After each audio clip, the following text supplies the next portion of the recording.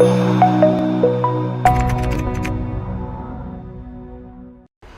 kunda meni qiynayotgan muammolardan eng kattasi bu suv. Hattoki juda ko'p o'ylab qayg'urayotganim tufayli ko'chib ketish, umuman boshqa davlatga borib o'qish kabi masalalarni ko'rib chiqyapman.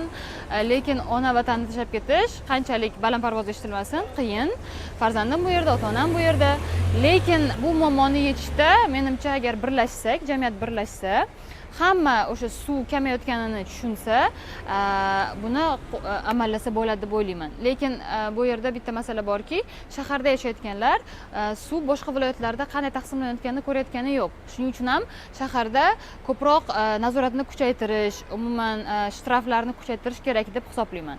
Viloyatlarda esa odamlarga iloji boricha ichimlik suvini yetkazib berish va undan oqilona foydalanish. Bizda 85% suv qishloq xo'jaligiga sarflanadi. Bilishimcha, bu degani o'sha ekin-tekinlar sug'oriladi va ular hali ham eski tizim bilan sug'orilmoqda. Ya'ni o'sha ariqlab sug'orish, lataklab sug'orish degan narsalar bor. Dunyo bo'ylab esa masalan suv yo'q joylarda ham tomchilab sug'orish va boshqa yangi texnologiyalar orqali mahsulot yetishtirishadi. Biz allaqachon bu texnologiyaga o'tishimiz kerak. Agar biz hozir allaqachon kechikkanmiz, lekin mana yaqin orada o'tmasak, ahvol yana ham tanglashadi. Bizda suv tekin degan naql bor.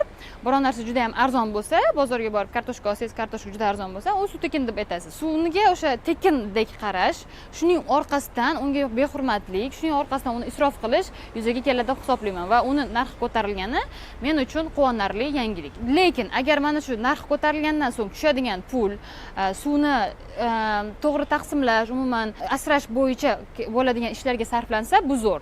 Lekin kimdir cho'ntagiga ketadigan bo'lsa, bu yaxshi emas. Lekin baribir suvni qadri oshishi uchun uni narxi ham oshishi kerak edi. O'ylaymanki, bu biroz bo'lsa ham odamlarga ta'sir qiladi. Lekin yana bitta tarafi borki, hozir suv oshgan bilan suv o'lchagichlar o'rnatilmagan joylar ko'p va bu o'sha odamlarni mashinasini ichimlik suvda yuvishga, asfaltni yuvishga qo'yib beradi.